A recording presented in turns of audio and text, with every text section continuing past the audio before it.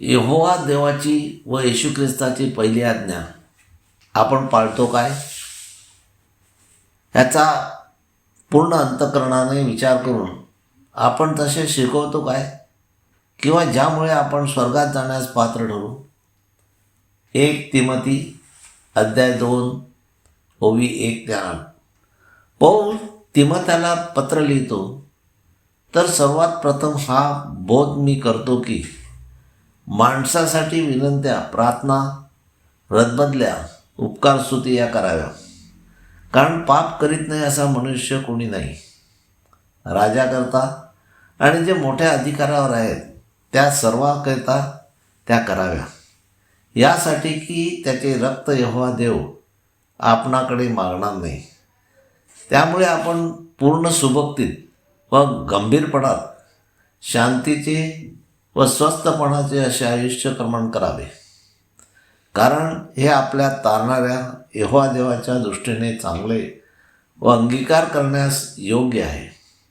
त्याची इच्छा आहे की सर्व माणसाचे तारण व्हावे आणि त्याने खरेपणाच्या पूर्ण ज्ञानास पोहोचावे, कारण एकच देव आहे आणि देव आणि माणसे यांच्यामध्ये येशू ख्रिस्त हा मनुष्य एकच मध्यस्थ आहे.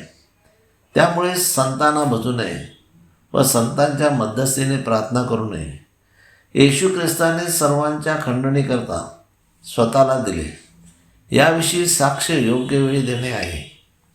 याविषयी मी घोषणा करणारा व प्रेषित मी खरे बोलतो, लबाडी करीत नाही, विश्वासात व खरेपणात राष्ट्राच्या लोकांच्या शिक्षक असा नेमलेला आहे. तर माझी इच्छा अशी आहे की सर्व ठिकाणी पुरुषांनी राग व विवाद सोडून पवित्र हात वर करून यहोवा देवाची स्तुती आराधना करावी. 2 तिमोथी अध्याय 4 ओवी 1 ते 5.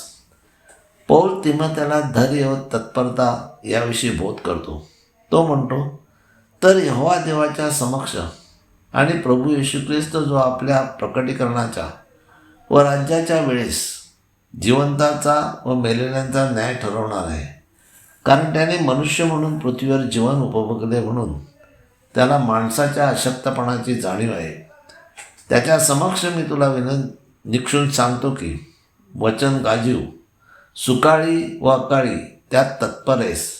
सर्व सहनशीलतेने व शिक्षणाने दोष पदरी घाल, म्हणजे जे काही चुकत असतील ते निर्भीडपणे त्यांच्या निदर्शनास आण. निषेध कर व बोध कर, कारण अशी वेळ येईल की ते शुद्ध शिक्षण सहन करणार नाहीत, तर त्याचे कान खाजत असता ते आपल्या हवाप्रमाणे आपणासाठी शिक्षणाचा ढिगारा घालतील, म्हणजे संतांच्या शिकवणीची संदर्भ देऊन आम्हीच कसे खरे हे सांगण्याचा प्रयत्न करतील, आणि ते खरेपणापासून आपले कान फिरवतील व कहण्याकडे वळतील. तू तर सर्व गोष्टीविषयी सावध रस, दुःखे सोस, सुवार्तिकाचे काम कर, आपली सेवा यहोवा देवाच्या व येशू ख्रिस्ताच्या आज्ञेप्रमाणे शिकूनच पूर्ण कर. 1 योहान अध्याय 4 ओवी 14 ते 15.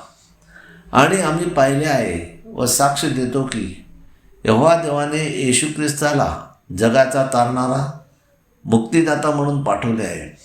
येशू हा यहोवा देवाचा पुत्र आहे असे जो कोणी पत्करेल त्याच्यामध्ये यहोवा देव राहतो आणि तो देवामध्ये राहतो, कारण यहोवा देवाची पहिली आज्ञा एकच, यहोवा देवाला भस व मूर्तिपूजा करू नको. तसेच येशू ख्रिस्ताची पहिली आज्ञा मत्ते 22:37. येशू ख्रिस्त म्हणतो, तू आपल्या सर्व अंतःकरणाने व आपल्या सर्व जीवाने व आपल्या सर्व मनाने यहोवा तुझा देव याच्यावर प्रीती कर.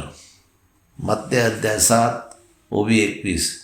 येशू ख्रिस्त स्वतःविषयी म्हणतो, जो कोणी मला प्रभू प्रभू म्हणतो तो प्रत्येकजण आकाशाच्या म्हणजे स्वर्गाच्या राज्यात जाईल असे नाही, तर माझा बाप यहोवा जो आकाशात आहे त्याच्या इच्छेप्रमाणे, म्हणजे यहोवा देवाची पहिली आज्ञा व त्याच्या नियमाप्रमाणे शिकवली व आज्ञापितो तेच जातील.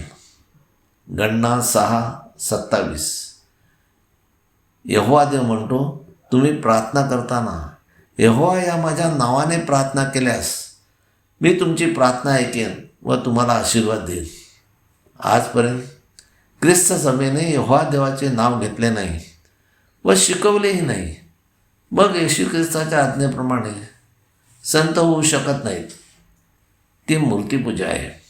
आपण यहोवा देवाच्या व येशू ख्रिस्ताच्या पहिल्या आज्ञेप्रमाणे एकच यहोवा देवाला भजूया व आपल्या विनंत्या व आपली कारणे प्रभू येशू ख्रिस्ताच्या मध्यस्थीने त्याच्यापुढे मांडूया.